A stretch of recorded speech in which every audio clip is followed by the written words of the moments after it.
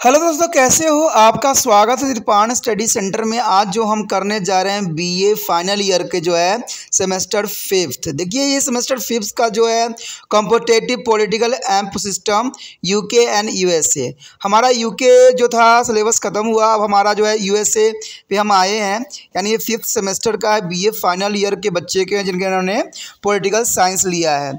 आज जो हम करेंगे फर्स्ट चैप्टर करेंगे ठीक है। ये हमारा यूनाइटेड किंगडम ऑफ अमेरिका के विषय में होगा। अमेरिका के संविधान का निर्माण, making of the American constitution, जो कि बहुत काफ़ी इंपॉर्टेंट चैप्टर है। इसमें हम अमेरिका के संविधान के विषय में जानेंगे कि वहाँ पर किस प्रकार के रूल रेगुलेशन अपनाए जाते हैं और अपने जो है अर्थव्यवस्था को कैसे मजबूत करते हैं, और इसमें जो है पॉलिटिकल पार्टी की अपनी क्या विशेषता होती है। लेकिन ये सब करेंगे तब करेंगे जब हम चैप्टर स्टार्ट करेंगे। लेकिन चैप्टर स्टार्ट करने से पहले एक बात जो मैं हमेशा कहता हूँ, जिसको आपको सोचना भी चाहिए, विचार भी करना चाहिए और अमल भी करना चाहिए, वो ये है कि जब भी वीडियो देखिए पूरा देखिए, क्योंकि अधूरा जानकारी सदैव खतरनाक होता है। साथ में एक इंपॉर्टेंट बात ये भी रहता है, अगर आप पहली बार वीडियो देख रहे हो तो लाइक शेयर सब्सक्राइब करना मत भूलना। क्योंकि दोस्तों लाइक कीजिएगा तो बनाने वाले का मनोबल बढ़ता है, सब्सक्राइब कीजिएगा तो इससे ये होता है कि जब भी मैं कोई वीडियो डालूंगा उसका नोटिफिकेशन आपको समय रहते मिल जाएगा। और देखिए, शेयर का मतलब ये होता है कि आपके थ्रू ना जाने किन बच्चों को हेल्प मिल जाए, ये आप भी नहीं जानोगे। इसलिए जो है आप शेयर जरूर करो, ठीक है। व्हाट्सएप स्टेटस पे भी लगाओ। दोस्तों एनएसएस सेंटर जो कई मानने में बहुत से बच्चों के लिए हेल्पफुल है, चाहे वो 8th क्लास हो, 9th 10th 11th 12th हो, चाहे वो एनआईएस बोर्ड के बच्चे हों, ठीक है, चाहे बीए एमए के बच्चे हो, सभी क्लासों के लिए कुछ ना कुछ जो है त्रिपाण एनएसएस सेंटर में उपलब्ध है। तो इसलिए आपके लिए ज़रूरी है कि आप सब्सक्राइब करके इसको चैनल को जो है सेव कर लो, नहीं तो बाद में अगर रिसर्च करोगे तो शायद आपको ये चैनल प्राप्त ना हो। तो इसलिए सोचना नहीं, विचार नहीं करना है, सब्सक्राइब करके जो है अपने पास सेव करना है। दोस्तों ये तो बात था आपके लिए, लेकिन आप देखते हैं हमारा आज टॉपिक क्या है। बीए फाइनल ईयर के स्टूडेंट के लिए जिनके पास पॉलिटिकल साइंस है, ठीक है, ये जो है सेमेस्टर फिफ्थ है। फाइनल ईयर सेमेस्टर्स जो है फिफ्थ है पॉलिटिकल साइंस, जिसमें हम आज करने जा रहे हैं अमेरिकन कांग्रेस। यानी अमेरिकन कांग्रेस का क्या महत्वपूर्ण योगदान है। आपको पता ही होगा कि राष्ट्रपति का, अमेरिकन कांग्रेस का, सुरक्षा न्यायालय का, यहाँ पर तीनों ही जो है उनके पास कुछ न कुछ शक्तियाँ हैं, जिनके वजह से अमेरिका का जो सदन है, अमेरिका जो है शक्तिशाली बनी है। तो इसके में हमने जो डिस्कस पहले किया था वो अमेरिका के राष्ट्रपति के ऊपर किया था। अब जो है हमारा अमेरिकन कांग्रेस, तो अमेरिकन कांग्रेस की बात अगर करें हम, तो संयुक्त राज्य अमेरिका में केंद्र की वैधानिक शक्तियाँ कांग्रेस को दी गई है। यानी वैधानिक शक्तियाँ यानी रूल रेगुलेशन बनाने की सारी शक्तियाँ जो है कांग्रेस के पास निहित है। संविधान के प्रथम अनुच्छेद में लिखा गया है कि विधि निर्माण संबंधी दी गई सभी शक्तियां संयुक्त राज्य अमेरिका के कांग्रेस में निहित होगी, जिनमें सीनेट तथा प्रतिनिधित्व सदन नाम के 2 सदन होंगे। अमेरिकन कांग्रेस द्विसदनीय विधानमंडल है और कांग्रेस के निम्न सदन को प्रतिनिधित्व सदन और ऊपरी सदन को जो है सीनेट कहा जाता है। यानी इसकी अगर देखा जाए तो निम्न सदन को जो है प्रतिनिधि सदन कहते हैं और ऊपरी सदन को जो है सीनेट का नाम दिया गया है। सीनेट प्रतिनिधि सदन के सबसे अधिक शक्तिशाली है, जबकि अन्य देशों में या तो 2 सदनों की शक्तियां सामान्य है या फिर निम्न सदन ऊपरी सदन की अपेक्षा अधिक शक्तिशाली है। आध्यात्मिक शासन प्रणाली होने के कारण कांग्रेस का जो है राष्ट्रपति पर अधिक नियंत्रण नहीं है। यानी कांग्रेस का राष्ट्रपति पर नियंत्रण नहीं होता है, ये भी बहुत इंपॉर्टेंट बात है। अगर यहाँ बात हम करें अमेरिकन कांग्रेस की संरचना, शक्ति और कार्य प्रणाली की, तो ये आपके लिए अत्यंत महत्वपूर्ण रहेगा एग्जाम व्यू से, कि इसके power, composition, function American Congress के जानना जरूरी है। बात करें संयुक्त राज्य अमेरिका की विधान पालिका को कांग्रेस कहा जाता है। यानी विधान पालिका का मतलब यही होता है जहां रूल रेगुलेशन बनाई जाती है। यह द्विसदनीय विधान पालिका होता है, जैसे हमने पहले ही चर्चा कर चुके हैं कि एक ऊपरी सदन होती है, एक निचली सदन होती है। यहाँ पर अगर बात करें हम ऊपरी सदन को तो सीनेट के नाम दिया गया है। सीनेट जो होती है ऊपरी सदन होती है, और निचले सदन के जो प्रतिनिधित्व सदन होते हैं वो हाउस ऑफ रिप्रेजेंटेटिव कहलाते हैं। फिलाडेल्फिया सम्मेलन में यह निर्णय लेने के समय सबसे कम वार्तालाप हुआ कि संघ की विधान पालिका द्विसदनीय होना चाहिए, क्योंकि संविधान बनाने वाले पहले जो थे द्विसदनीय विधान पालिका से परिचित थे। उन्होंने इंग्लैंड में और अमेरिकन बस्तियों में इस प्रकार के प्रावधान देखा था। द्विसदनीय विधान पालिका अपनाने का यह भी कारण था कि यहाँ पर संविधान बनाने वाले जहाँ ऊपरी सदन के निचले सदन की स्वीकृति रोकने के लिए स्थापित करना चाहते थे, वहाँ उनका यह भी लक्ष्य था कि सीनेट राष्ट्रपति की सलाहकारी परिषद की तरह कार्य करेगी। पहले लक्ष्य में काफ़ी सीमा तक सफलता प्राप्त हुई, परंतु दूसरी लक्ष्य में नहीं।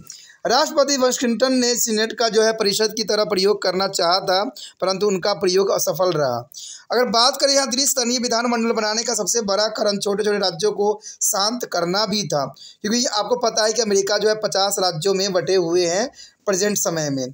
छोटे राज्यों को संतृप्त करने के लिए यह निर्णय किया गया कि उप सदन जो है सीनेट में प्रत्येक राज्य के सामने प्रतिनिधित्व दिया जाए, चाहे कोई भी राज्य बड़ा हो या छोटा हो, जनसंख्या थोड़ी हो या अधिक। इस प्रकार यदि कांग्रेस के प्रतिनिधित्व सदन सारे राष्ट्र का प्रतिनिधित्व करता है तो सीनेट संघीय इकाई का भी करना पड़ेगा। तो ये काफ़ी इंपॉर्टेंट बात यहाँ पर आ जाता है। यदि यहाँ पर हम बात करें प्रतिनिधि सदन का यानी हाउस ऑफ रिप्रेजेंटेटिव का, तो आपको पता होना चाहिए कि प्रतिनिधि सदन की जो है सदस्यों की संख्या 435 निश्चित की गई है। 435 जो है सुनिश्चित की गई है। ये सदस्य समस्त राष्ट्र द्वारा व्यास मताधिकार के आधार पर चुने जाते हैं, यानी 18 वर्ष के जो आयु रखते हैं उसको व्यास मताधिकार कहते हैं। प्रत्येक नागरिक जिसकी आयु 18 वर्ष है उसे मत डालने का अधिकार प्राप्त है। अमेरिका का कोई भी नागरिक जिसकी आयु कम से कम 25 वर्ष हो, कम से कम 7 वर्ष से अमेरिका का निवासी हो और जिस चुनाव क्षेत्र में यह चुनाव लड़ना चाहता है उसमें मतदाता हो, प्रतिनिधि सदन का चुनाव लड़ सकता है। और प्रतिनिधि सदन के सदस्य 2 वर्ष के लिए चुने जाते हैं और 2 वर्ष से पहले राष्ट्रपति इस सदन को भंग नहीं कर सकता है। इस तरह इस सदन की अवधि 2 वर्ष निश्चित की गई है। सदन के सदस्य अपने में से किसी को भी सदन का अध्यक्ष चुनते हैं, जिसे स्पीकर कहा जाता है, यानी उन्हीं में से एक व्यक्ति को चुना जाता है जिसको हम स्पीकर के नाम से जाने जाते हैं।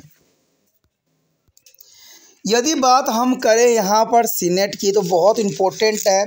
सीनेट जो होती है सबसे इम्पोर्टेंट और सबसे शक्तिशाली मानी जाती है, जिसके विषय में हम विस्तार पूर्वक आगे चर्चा करेंगे। ठीक है, तो आपको हर एक वीडियो देखना आपके लिए इम्पोर्टेंट रहेगा।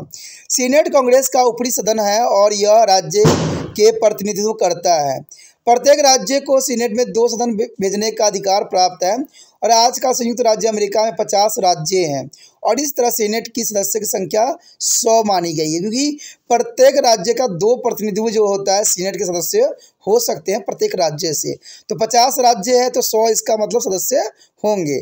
सीनेट के सदस्य अपने राज्य के नागरिक के द्वारा प्रत्यक्ष रूप से चुने जाते हैं और अमेरिका का कोई भी नागरिक जिसकी आयु कम से कम 30 वर्ष हो और कम से कम 9 वर्ष से अमेरिका का निवासी हो और उस राज्य का रहने वाला हो जहां से चुनाव लड़ना चाहता है, सीनेट का चुनाव लड़ सकता है। सीनेट एक स्थायी सदन है। इसके सदस्य 6 वर्ष के लिए चुने जाते हैं और 1/3 सदस्य प्रति 2 वर्ष पश्चात रिटायर हो जाते हैं, यानी 6 वर्ष के लिए चुने जाते हैं सीनेट के सदस्य, इसलिए इसको सबसे शक्तिशाली माना जाता है। ठीक है, कहते हैं अगर रिटायर होने के वाले सदस्य दोबारा चुनाव लड़ सकता है। अमेरिका का उपराष्ट्रपति सीनेट का पदेन अध्यक्ष होता है, यानी जो वहाँ के उपराष्ट्रपति होता है वो सीनेट का पदेन अध्यक्ष होता है। तो ये काफ़ी इंपॉर्टेंट बात यहाँ पर आती है। अगर हम बात यहाँ पर करें कि दोनों सदनों का आपसी संबंध, तो इसमें 2 कोई राय नहीं होगा। कहते हैं अमेरिकन कांग्रेस के दोनों सदनों का कानूनी निर्माण के सामान्य अधिकार प्राप्त है और साधारण बिल किसी भी सदन में पेश हो सकता है और दोनों सदनों से पास होकर ही राष्ट्रपति की स्वीकृति के लिए भेजा जा सकता है। धन बिल जो है केवल प्रतिनिधित्व सदन में पेश हो सकता है, परंतु सीनेट उनमें हर प्रकार का संशोधन कर सकती है। शीर्ष के अतिरिक्त सीनेट धन बिल की सभी धाराओं को बदल सकती है और इसी प्रकार रद्द भी कर सकती है।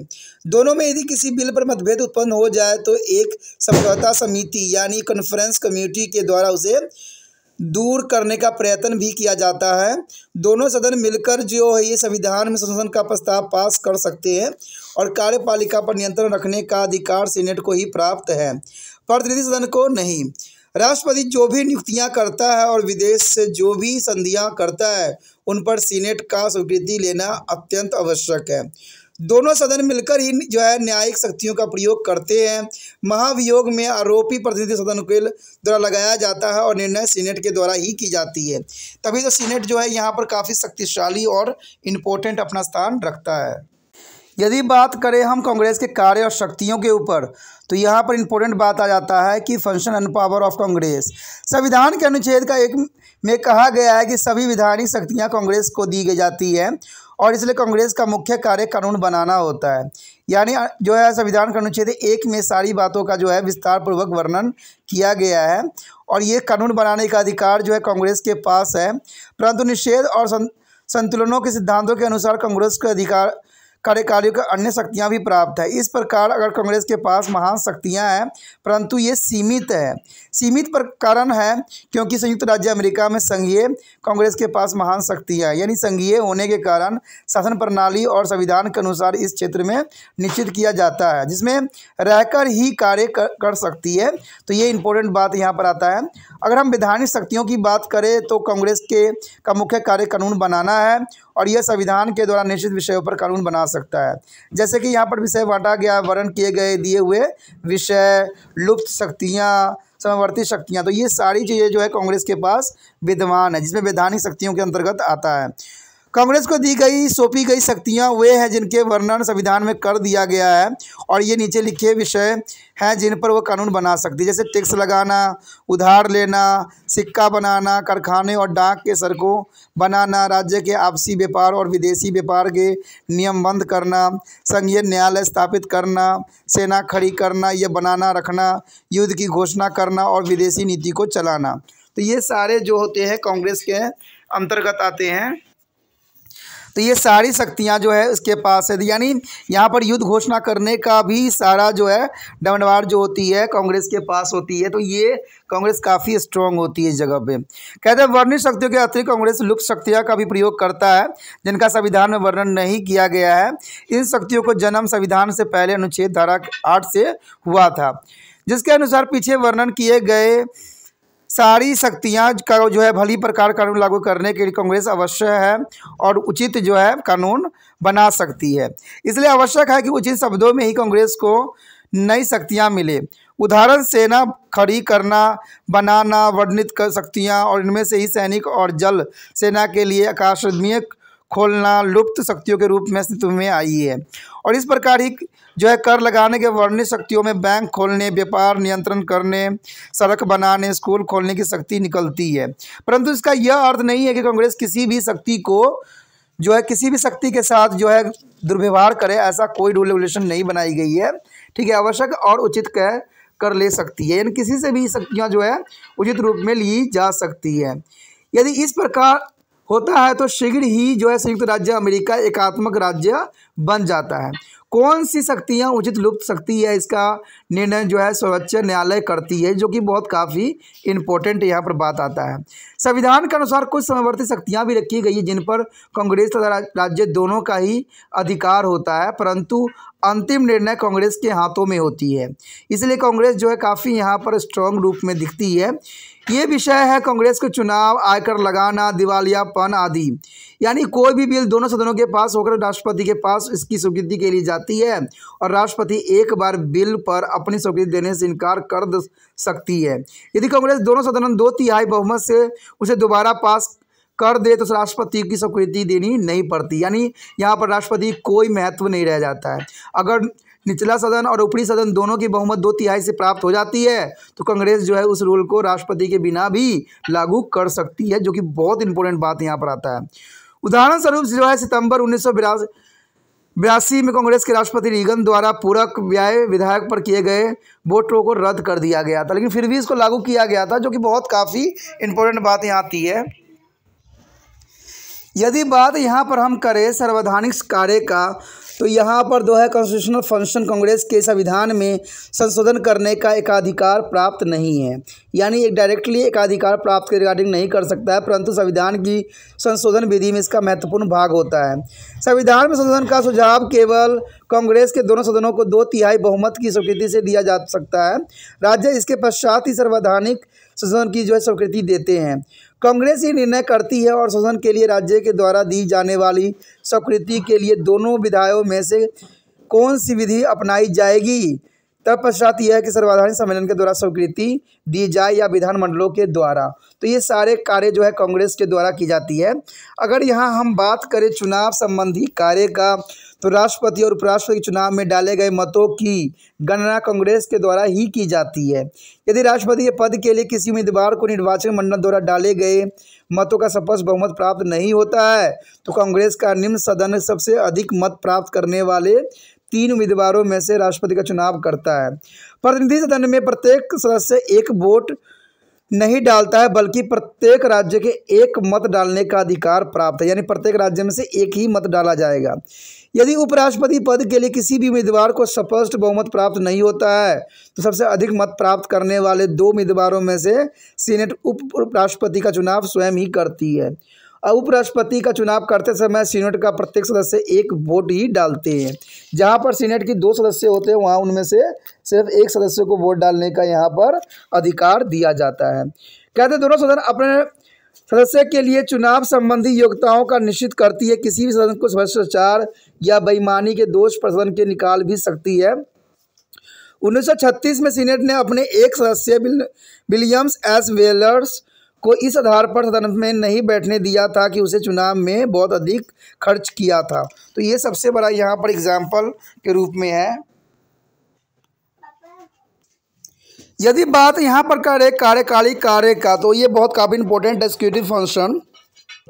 कांग्रेस के राष्ट्रपति की कार्यकाल शक्तियों में भागीदारी बनाया गया है। राष्ट्रपति द्वारा दी गई नियुक्तियों पर जो है सीनेट की स्वीकृति अवश्य ली जाती है और इसी प्रकार राष्ट्रपति विदेशी संबंधों के संबंध में केवल बातचीत ही कर सकता है और संधि तभी लागू हो सकती है यदि सीनेट संधि को 2/3 बहुमत से स्वीकार करे। तो ये भी काफ़ी इंपॉर्टेंट है। राष्ट्रपति को सेनाओं का जो है मुख्य सेनापति बनाया गया है, परंतु युद्ध की घोषणा केवल कांग्रेस ही कर सकता है। तो ये बहुत काफ़ी इंपॉर्टेंट है कि राष्ट्रपति को सेनाओं का मुख्य सेनापति बनाया गया है, लेकिन राष्ट्रपति जो है युद्ध की घोषणा नहीं कर सकता है। राष्ट्रपति सिर्फ जो है युद्ध की हालात पैदा कर सकते हैं, तो जिसमें जो है कांग्रेस को जो है युद्ध की घोषणा करना ही पड़ता है। यानी देखा जाए तो युद्ध की घोषणा करने की सारी शक्तियाँ जो है कांग्रेस के पास है। अगर न्याय शक्ति की बात करें तो कांग्रेस के दोनों सदनों को यह अधिकार प्राप्त है कि वे राष्ट्रपति, उपराष्ट्रपति, सर्वोच्च न्यायालय के न्यायाधीशों और बड़े अधिकारियों के विरुद्ध देशद्रोह, रिश्वत या भ्रष्टाचार के अपराधों के आधार पर महाभियोग चला सकता है। यानी हटाने की पूरी प्रावधान जो है कांग्रेस के पास है। यानी महाभियोग द्वारा जो है सर्वोच्च न्यायालय हो, राष्ट्रपति हो, उच्च न्यायालय हो, न्यायाधीशों को जो है हटाने की प्रावधान है। इसके अनुसार प्रतिनिधि सदन की किसी भी व्यक्ति पर जो है बहुसम्मति से दोष लगाकर सीनेट को भेज देता है और सीनेट इस पर विचार करने के लिए अपने आप को न्यायालय का रूप दे देती है, यानी अपने आप में न्यायालय बन जाती है। यदि राष्ट्रपति के विरुद्ध यह जो अभियोग चला रहा है तो सीनेट के सदस्य उपराष्ट्रपति नहीं करता है, बल्कि सर्वोच्च न्यायालय का मुख्य न्यायाधीश को करना पड़ता है। यानी उपराष्ट्रपति वहां से हट जाता है और यहाँ पर जो है सर्वोच्च न्यायालय के मुख्य न्यायाधीश ही न्यायालय का फैसला करता है। यदि सीनेट के 2/3 बहुमत से आरोप को प्रस्ताव को पास कर दे तो संविधान अधिकारियों को अपना पद त्यागना पड़ सकता है। यानी जो इस पद पे है उसको पद से जो है निर्वाचित किया जा सकता है। यदि बात यहाँ पर हम करें कि निर्देश का निरीक्षण करने का कार्य, तो कहते हैं कांग्रेस अपनी कई शक्तियों के द्वारा जो है कार्यकाली विभाग पर नियंत्रण रखती है और नियंत्रण रखने का सबसे बड़ा साधन धन का नियंत्रण है। कार्यकारी विधान जो है विभाग धन के बिना नहीं चल सकती और धन की स्वीकृति कांग्रेस को ही देती है। कांग्रेस ही नए विभागों का जो एजेंसी सेवाएं उनके लिए कार्य तथा नियम स्थापित करना तथा निश्चित भी करना कांग्रेस का कार्य होता है। यह राज्य प्रबंधन संबंधी आम निर्देश जारी भी करती है और विभागों तथा एजेंसियों से सूचना प्राप्त करने के लिए रिपोर्ट भी मांग सकती है। परंतु कांग्रेस अपने संगठन के कारण राज्य प्रबंधन पर विस्तार पूर्वक नियंत्रण नहीं रख सकता। तो ये काफ़ी इंपॉर्टेंट बात यहाँ पर आपके लिए था। यदि बात यहाँ पर करें जांच पड़ताल करने की कार्य, तो कहते हैं कांग्रेस के पास जो है ये शक्तियाँ भी प्राप्त है।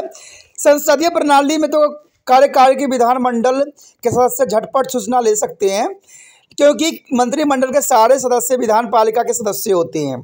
परंतु संयुक्त राज्य अमेरिका में शक्तियों के पृथकीकरण के सिद्धांत के कारण कार्यकाली कांग्रेस से बाहर है और संविधान के अनुसार कांग्रेस को कमेटी सूचना प्राप्त करने के लिए किसी भी कर्मचारियों को अपने सामने पेश होने के लिए कह सकती है। परंतु वास्तव में ये कमेटी सूचना ही प्राप्त नहीं करती है, अतुल राज्य प्रबंधन के समय में जांच पड़ताल भी करती है और राज्य प्रबंधन की कमियां जनता के समक्ष लाती है। इसलिए सदन में जो है सीनेट पूछ यानी जो है पड़ताल करने में अधिक सतर्क है। इसकी पूछ पड़ताल जो है कमेटी के निर्णय का ही प्रभाव हुआ है कि राष्ट्रपति ट्रूमैन ने जनरल मैकार्थर को नौकरी से हटा दिया और राष्ट्रपति हैरिस के समय जो है पूछ पड़ताल कमेटी ने भी जो है तेल के स्कैंड के जो है नंगा किया था। और इस जांच पड़ताल कमेटी जहां बहुत सराहनीय कार्य किया था, वहां कई सीनेटरों ने अपने झगड़े निपटाने के लिए भी इसे प्रस्तुत भी किया था और सरकारी कर्मचारी के असीमित कष्ट भी पहुंचाया जाता है। तो ये काफ़ी इंपॉर्टेंट बात यहाँ पर आता है। यदि बात यहाँ पर हम करें वित्तीय कार्य का, फाइनेंशियल फंक्शन का, तो कांग्रेस को भी टैक्स लगाने और खर्च करने की शक्ति प्रदान करने का अधिकार है। बजट राष्ट्रपति के देख रेख में ब्यूरो जो है ऑफ बजट द्वारा तैयार किया जाता है, परंतु बजट के पास करना या न करना कांग्रेस पर निर्भर करती है, यानी सारे कांग्रेस पर ही निर्भर रहता है। कांग्रेस इसे पास करते समय जितने चाहे संशोधन कर सकती है, जितने चाहे बदलाव भी कर सकती है। और देखा गया है कि कांग्रेस तथा राष्ट्रपति के यदि ठीक संबंध नहीं है तो बजट की आकृतियां पूर्णतः नहीं हो जाती है। कांग्रेस इस वित्तीय अधिकार से ही कार्यपालिका के विभागों को अपनी मांगे मनवा लेती है। तो ये भी काफ़ी इंपॉर्टेंट शक्तियों के रूप में है। अगर बात करें डिफेंस प्रतिरक्षा का, तो कहते हैं कि राष्ट्रीय प्रतिरक्षा के संबंध में भी कांग्रेस को काफ़ी शक्ति प्राप्त है। सेना पर किए जाने वाले खर्च को स्वीकृति कांग्रेस देती है, यानी सेना पर जितना भी खर्च होता है राष्ट्रपति की स्वीकृति से नहीं होता है, कांग्रेस के स्वीकृति से जो है खर्च किया जाता है। कांग्रेस ही इस बात का फैसला करती है कि कितनी सेना की संख्या आवश्यक होती है और युद्ध के शांति की घोषणा करना कांग्रेस का ही कार्य है, यानी युद्ध और शांति की घोषणा करना कांग्रेस की कार्य है। आवश्यकता पड़ने पर कांग्रेस अनिवार्य सैनिक सेवा यानी कंपलसरी मिलिट्री सर्विस का प्रस्ताव पास कर सकती है। कांग्रेस की स्वीकृति के बिना कोई भी राज्य शांति के समय सेना नहीं रख सकता। तो ये काफ़ी इंपॉर्टेंट बात यहाँ पर आती है। यहाँ पर अगली बात अगर हम देखें तो नई राज्य के समिति करना, ये भी कांग्रेस का काम है।